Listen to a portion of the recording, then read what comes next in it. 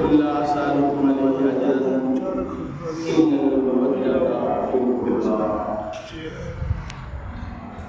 صدق الله مولانا العظيم وبلغنا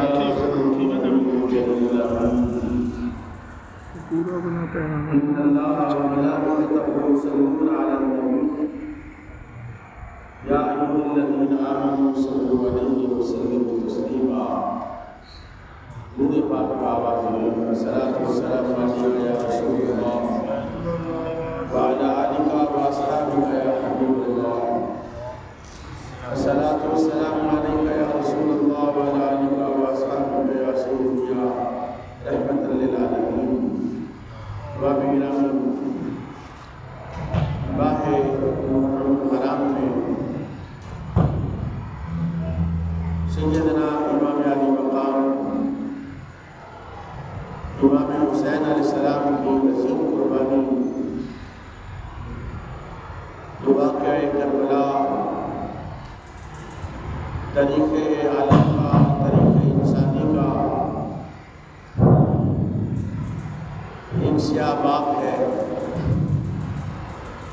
قرآن جس امت کو حکم دے رہا ہے کہ نبی کی اولاد سے، نبی کے خاندان سے، نبی کے اہل بیت سے پیار کرو، رسول پاک صلی اللہ تعالی علیہ وسلم فرما رہے ہیں الحسین منی وانا من الحسین.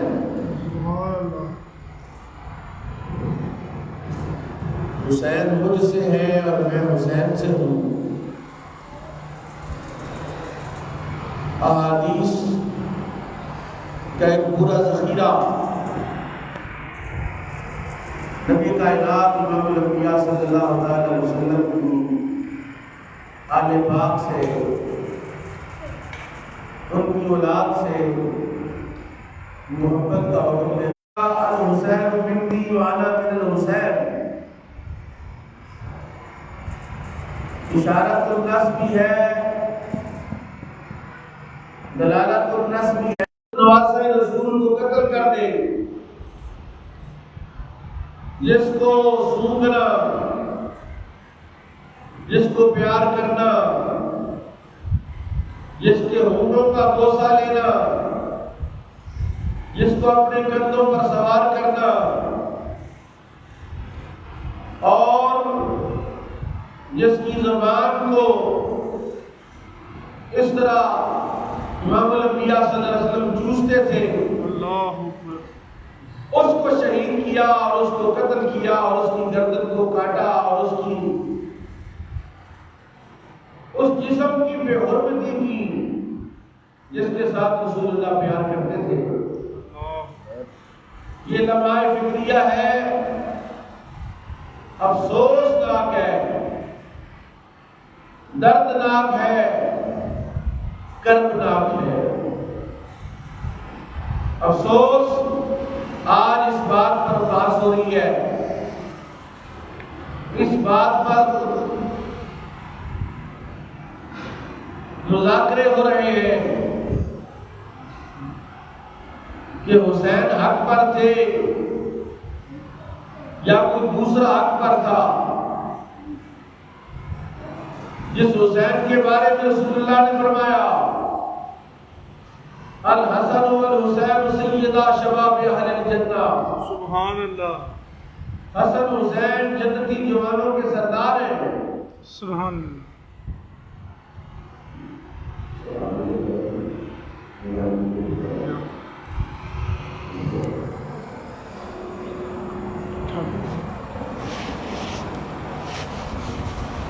وہ حسین جو ہمیں رسول پاک صلی اللہ علیہ وسلم فرماتے ہیں ترکت فیکم مستقلین کتاب اللہ و ہجرتی. حالانکہ دین اسلام کو اپنے سینوں میں محفوظ کرنے والے نبی کے صحابہ بھی موجود تھے.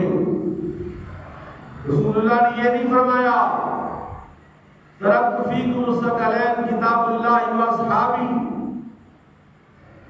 میں تم میں دو بھاری چیزیں چھوڑے جا رہا ہوں، اللہ کی کتاب اور اپنے صحابہ۔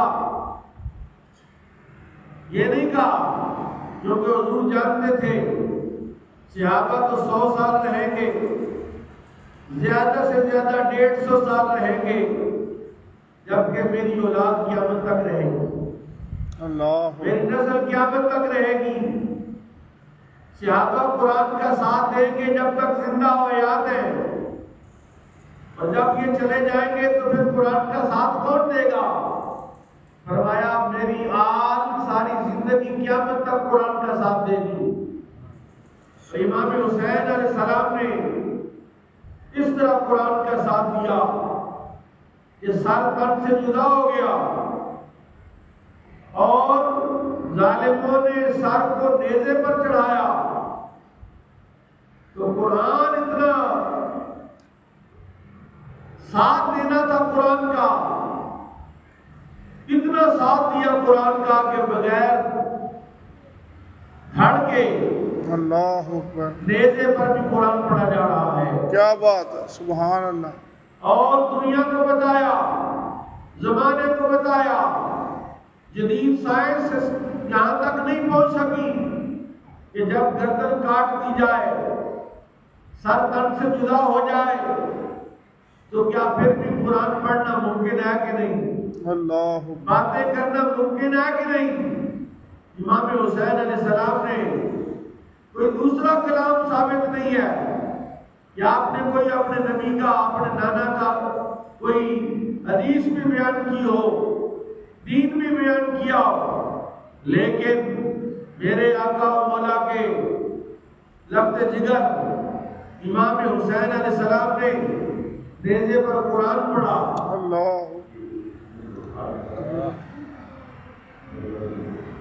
نیزے پر قرآن پڑھا، اور قرآن پڑھ کر بتایا کہ جو میرے نانا نے کہا تھا ترکت فیکم ثقلین، تم میں تو بھاری چیزیں چھوڑے جا رہا ہوں، اللہ کی کتاب اور اپنی اولاد، تو اولاد کو جو چھوڑا قرآن کا ساتھی، اولاد نے قرآن کا ساتھ نبھا کر بتا دیا کہ اس طرح قرآن کا ساتھ نبھایا جاتا ہے۔ اور امام حسین علیہ السلام کا قرآن کے ساتھ یہ جو رشتہ ہے، یہ جو ناتا ہے، یہ جو تعلق ہے، یہ آباء و اجداد کا ہے۔ یہ نانا نے قرآن پڑھا ہے گود میں بٹھا کے، ماں نے قرآن پڑھا ہے لوری دیتے ہوئے۔ حضرت مولا علی شیر خدا کرم اللہ تعالی وجہ الکریم آپ فرماتے ہیں کہ میرا قرآن کے ساتھ اتنا گہرا تعلق ہے کہ میں جب اپنے گھوڑے پر سوار ہوتا ہوں، اس کی ایک رکاب میں پاؤں رکھ کے تلاوت شروع کرتا ہوں، اور گھوڑے کی دوسری رکاب میں پاؤں پہنچنے تک میں قرآن ختم کر لیتا ہوں۔ سبحان اللہ۔ یہ رشتہ ہے جناب مولا علی کا قرآن کے ساتھ، علم کے ساتھ، تعلیم کے ساتھ، دین کے ساتھ۔ اور پھر یہ کہ سیدہ خاتون جنت سیدہ فاطمہ الزہرا رضی اللہ تعالیٰ عنہا، آپ کا قرآن کے ساتھ رشتہ اور ناتا اور تعلق کیسا ہے کہ حضرت مولا علی نے پوچھا، اے فاطمہ تم رسول اللہ کی بیٹی ہو، تمہارا ختم قرآن میں کتنا ٹائم لگتا ہے؟ جناب سیدہ خاتون جنت نے کہا کہ میں جب چکی پیستی ہوں، جب چکی میں دانے ڈالتی ہوں، اور چکی کا چکر پورا ہونے سے پہلے قرآن ختم ہو جاتا ہے۔ اللہ جب ماں اور باپ اتنے قرآن کے ساتھ جڑے ہوئے ہو تو بیٹے کا یہی بنتا ہے کہ وہ نیزے پر بھی قرآن پڑھے۔ سبحان اللہ۔ امام علی مقام کے بارے میں قرآن کہہ رہا ہے قُلْ لَا أَسْأَلُكُمْ عَلَيْهِ أَجْرًا إِلَّا الْمَوَدَّةَ فِي الْقُرْبَىٰ۔ یا محبوب آپ فرما دے کہ میں نے جو قرآن محنت کر کے تم تک پہنچایا، جو دین اسلام تم تک پہنچایا، جو شریعت تم تک پہنچائی، جو ایمان کی دولت سے تمہیں مالا مال کیا، جو جہنم سے بچا کے جنت میں پہنچایا، عشرہ مبشرہ بنائے، خلفائے راشدین بنائے، جنتی بنائے، قاری بنائے، حافظ بنائے، عالم بنائے، متقی بنائے، روزہ دار بنائے، صدقہ دینے والے بنائے اور قیام کرنے والے بنائے۔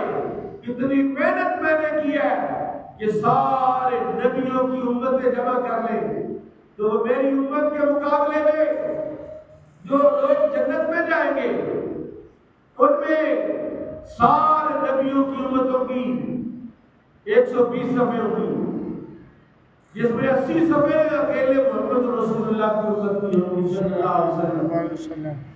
اتنی محنت پر میں تم سے کوئی مطالبہ نہیں کرتا، میرا ایک مطالبہ ہے کہ میری آل سے محبت کرنا، سبحان اللہ، میری آل سے پیار کرنا، میری آل سے اپنا ناطہ رشتہ جوڑ کے رکھنا۔ یہ بالکل اسی طرح ہے جس طرح قرآن کہہ رہا ہے ان اللہ و ملائکتہ یصلون علی النبی یا ایھا الذین آمنوا صلوا علیہ وسلموا تسلیما، کہ اللہ کہہ رہا ہے کہ اللہ اور اس کے فرشتے نبی پر درود پڑھتے ہیں۔ ایمان والو تم بھی نبی پر درود و سلام پڑھو۔ کیا مطلب؟ کہ تم اگر درود و سلام نہ بھی پڑھو گے تو میرے نبی کا نقصان نہیں ہے، لیکن اگر پڑھ لو گے تو فائدہ تمہارا ہے، اور فائدہ یہ ہے کہ تم ایک مرتبہ درود پڑھو تو میرے نبی پر اللہ تم پر 10 بار درود بھیجے گا، تو میرے نبی پر ایک بار سلام پڑھو گے اللہ تم پر 10 بار سلامتی نازل فرمائے گا۔ بالکل اسی طرح کوئی امام حسین سے حضور کی آل سے پیار کرے اس کا فائدہ ہے۔ اگر خدا نخواستہ کوئی حضور کی آل سے پیار نہیں کرتا، حضور کی آل سے محبت نہیں رکھتا، حضور کی آل سے بغض رکھتا ہے تو آل کا کوئی نقصان نہیں ہے، بے شک اس بندے کا اپنا نقصان ہے۔ اس لیے کہ میرے آقا نے یہ بتلایا، قرآن کہہ رہا قل لا اسألکم علیہ اجرا الا المودۃ فی القربى۔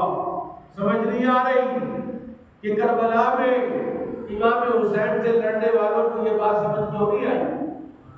ان کو امام حسین کا رشتہ ناتا رسول اللہ سے یاد کیوں نہیں رہا؟ انہوں نے امام علی مقام کو اور ان کے ساتھیوں کو قتل کیوں کیا اور ان کی بے حرمتی کیوں کی؟ وہ جسم جو امام حسین کا جسم ہے وہ تو ایسا جسم ہے کہ میرے آقا و مولا ممبر پر اپنے ساتھ بٹھائیں، نماز میں اپنے اوپر سوار کرائیں اور جن کے لیے نماز کو لمبا کر دیں وہ امام حسین علیہ السلام ہے، کہ وہ امام علی مقام امام حسین علیہ السلام۔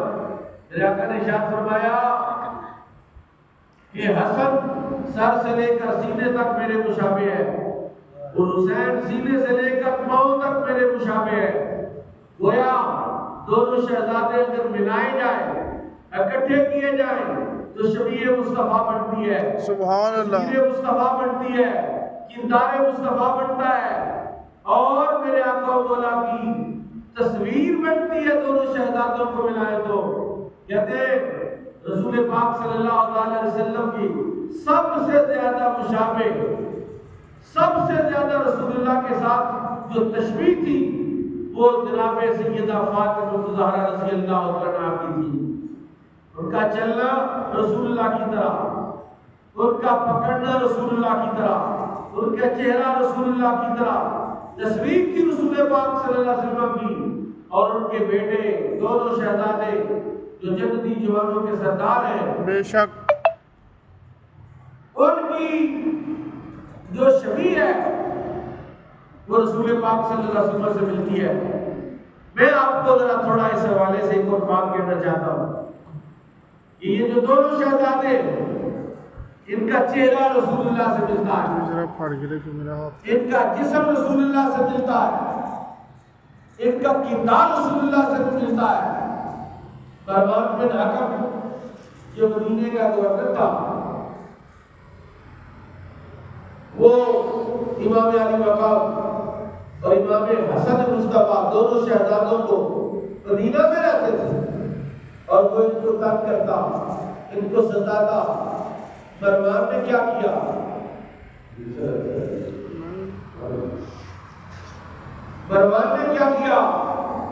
امام حسین حسن علیہ السلام کو اتنا کم کیا کہ وہ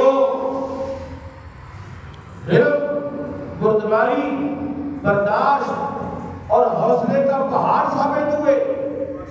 جس طرح امام حسن کا انتقال ہوا، حضرت مروان نور اسے پوچھا ظالم انہیں زندگی میں امام حسین حسن کو چین سے رہنے نہیں دیا، اب وہ فوت ہو گئے، اب کس بات کے تصور میں آتا ہے، کس بات پر ہوتا ہے؟ اس نے کہا میں روز لیے رہا ہوں کہ امام حسن علم میں، بردباری میں اور پہاڑ سے بھی بڑا مقام کرتے ہیں۔ میں نے ان کو اتنا ستایا، اتنا تنگ کیا، لیکن امام حسن نے برداشت کیا، صبر کیا اور صبر کا مظاہرہ کیا۔ حضرت داتا گنج بخش میری نے کشف المحجوب میں امام حسن کا حوصلہ لکھا۔ امام حسن علیہ السلام کے دروازے پر ایک بدو آیا، بدو نے آ کے دروازے پر دستک دی، امام حسن باہر نکلے، اس نے امام حسن کو گالیاں دینا شروع کر دی، اس نے امام حسن کو برا بھلا کہا، آپ نے اس کی کسی بات کا جواب نہیں دیا، چنانچہ اس نے حضرت ملالی کے بارے میں زبان کھولی، آپ پھر بھی خاموش رہے۔ اس نے سیدہ خاتون جنت کے بارے میں نازیبہ کلمات کہے، آپ پھر بھی خاموش رہے۔ رات اس بدو سے پوچھا مجھے لگتا تجھے بھوک لگی ہے، بیٹھ تجھے کھانا کھلاتا۔ اپنے غلام سے کہا جاؤ اندر سے جو سونا چاندی یا درہم دینار پڑے ساری لے آؤ۔ وہ تھال بھر کے لے آیا۔ آپ نے اپنے گالیاں دینے والے، آپ کی ذات کے بارے میں بدزبانی کرنے والے، آپ کے بارے میں، آپ کی والدین کے بارے میں نازیبہ کلمات کہنے والے کو نہ صرف معاف کیا بلکہ اس کو ہدیہ دیا، اس کو مال دیا، اس پر صدقہ و خیرات کیا۔ اس بدو کو گائے تک چھوڑنے کے لیے گئے۔ جب گائے تک چھوڑنے گئے تو بدو جب جانے لگا تو حضرت امام حسن کے پاؤں پر گر گیا۔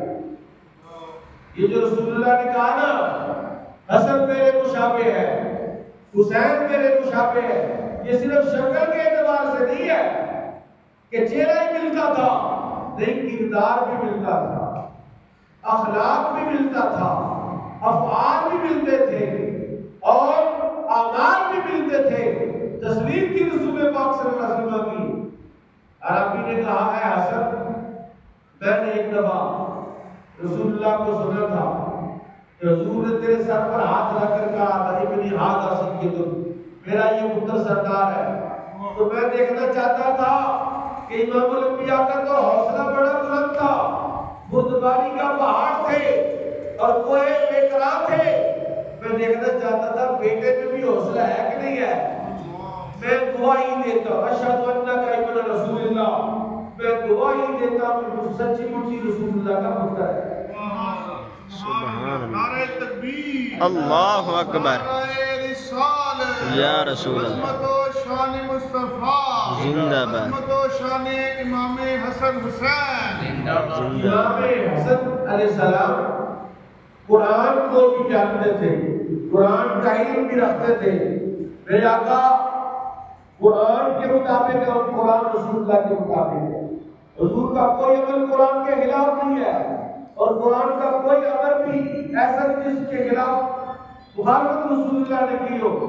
امام حسن کھانا کھا رہے تھے، مہمان آ گئے، مہمانوں کے لیے دسترخوان بچھایا۔ جب دسترخوان بچھایا تو جو غلام ہے وہ کھانا لا رہا تھا۔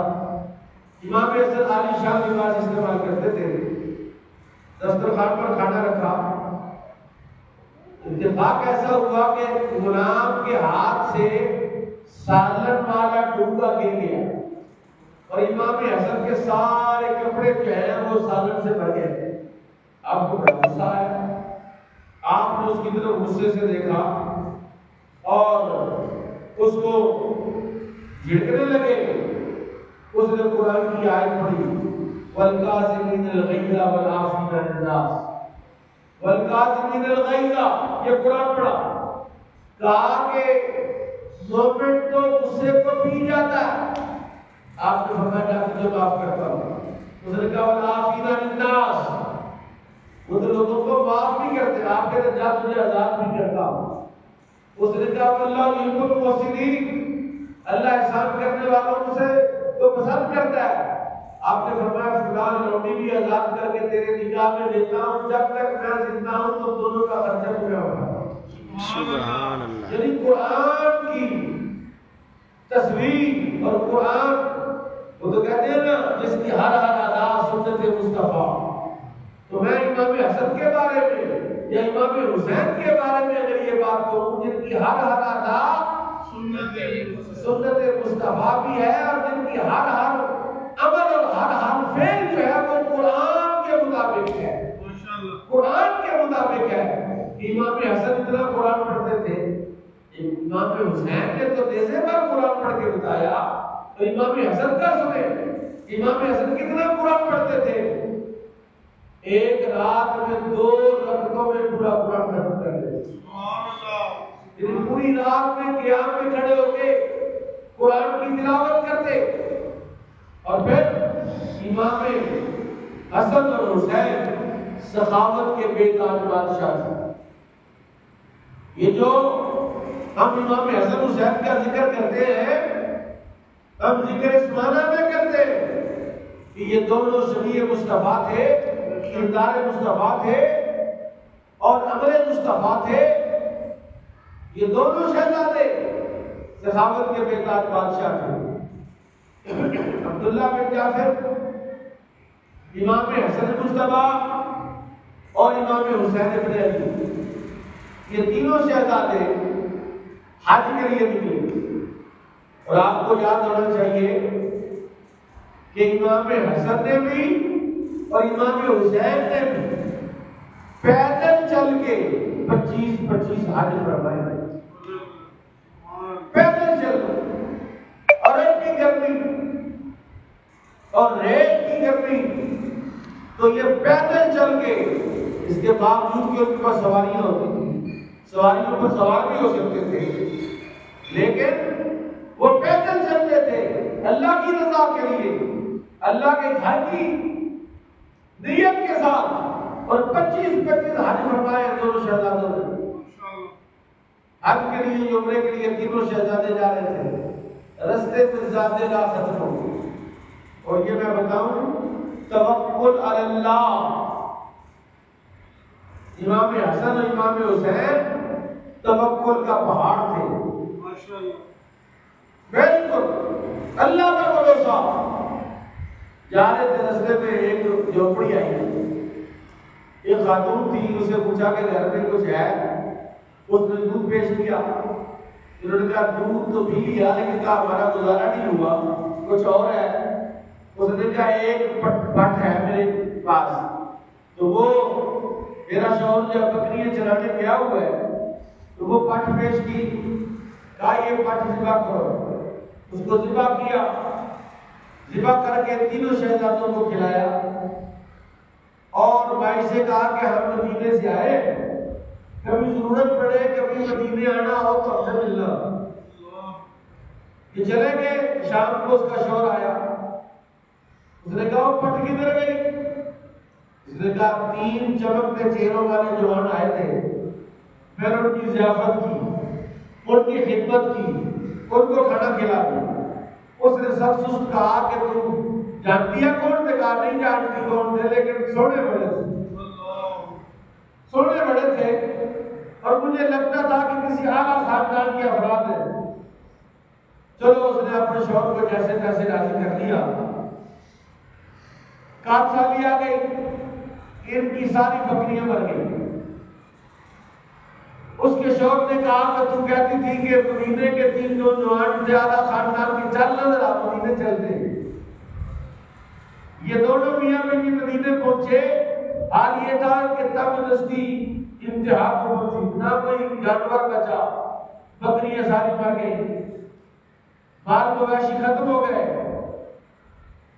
یہ مدینے میں داخل ہوئے تو امام حسین ملے، آپ اپنے دروازے پر بیٹھے ہوئے تھے، آپ نے کہا جا کے بھائی کو سلام کیا اور کہا بھائی تو نے مجھے پہچانا ہے؟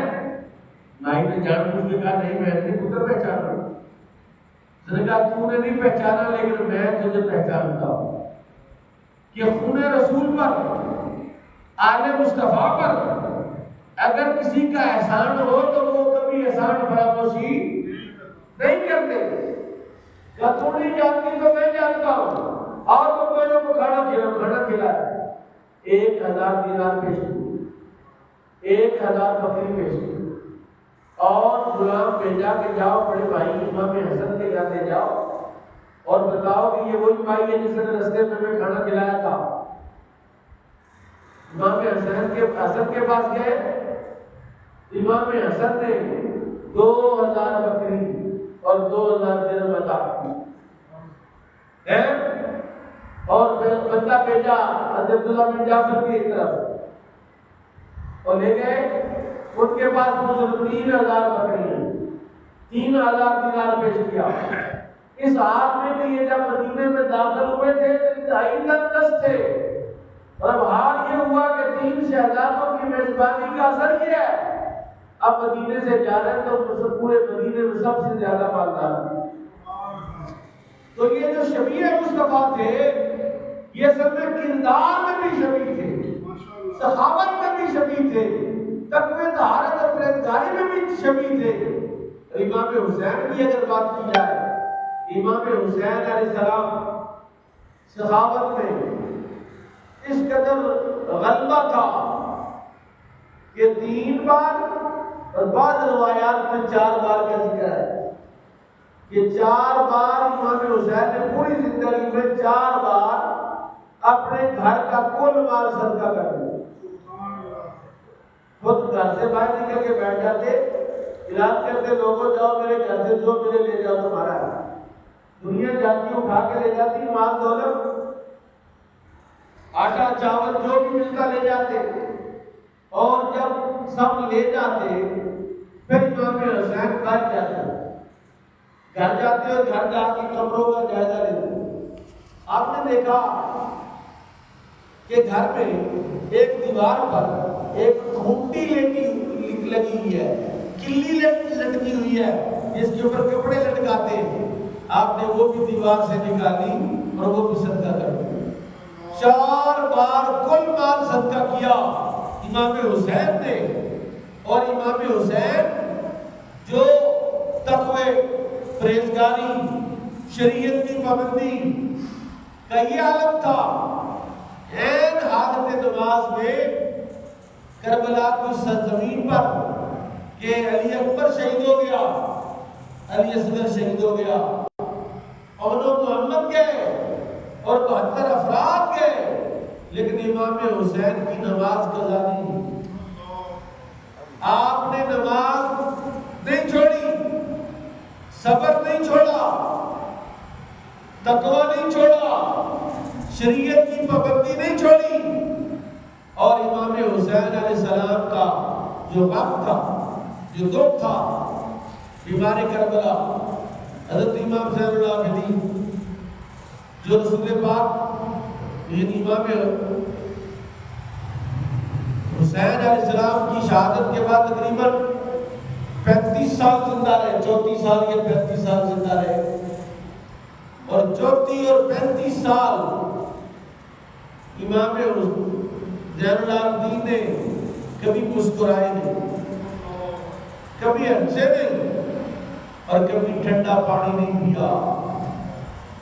تو غم حسین بنانے والوں کو تو زین العابدین کی سنت کو زندہ کرنا چاہیے، ان کے طریقے پر چلنا چاہیے، ان کی عادات کو اپنانا چاہیے کہ جو شب زندہ دار بھی تھے، نماز 5 گانا میں امام زین العابدین مسجد میں حاضر رہتے تھے، شریعت کے پابند تھے، صوم و صلات کے پابند تھے، رمضان کی راتوں کا قیام ہو یا تراویح ہو یا نماز تہجد ہو یا نماز فجر ہو یا نماز ظہر ہو یا نماز عصر ہو یا نماز مغرب و عشاء ہو، امام حسین کبھی غیر حاضر نہیں ہوئے، ہر نماز میں حاضر رہتے تھے۔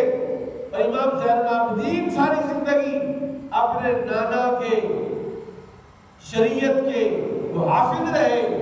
اور میں یہ بات آخر میں یہ کہنا چاہتا ہوں کہ امام حسین علیہ السلام کی جو قربانی ہے وہ دراصل وہ جو شعر کہتے ہیں کہ قتل حسین اصل میں مرگ یزید ہے، اسلام زندہ ہوتا ہے ہر کربلا کے بعد۔ تو میں کہتا ہوں ایک کربلا کو مت روا کرو، رونا ہے تو ہر کربلا کرو۔ اور آج کربلا بپا ہے غزہ کے اندر، فلسطین کے اندر آج بھی کربلا جاری ہے۔ اور کربلا کا مطلب کیا ہے؟ ایک تو لفظی معنی ہے نا کرب اور بلا، یعنی دکھ اور مصیبتوں کی ایک آندھی ایک طوفان۔ لیکن کربلا کا اگر اصطلاحی معنی ہر ظالم کے سامنے مظلوم کی حمایت میں کھڑے ہونے کا نام کربلا ہے۔ اور کربلا ایک نہیں ہے، یہ کربلائیں قیامت تک قائم اور دائم رہیں گی، اور کربلائیں قیامت تک آتی اور جاتی رہیں گی۔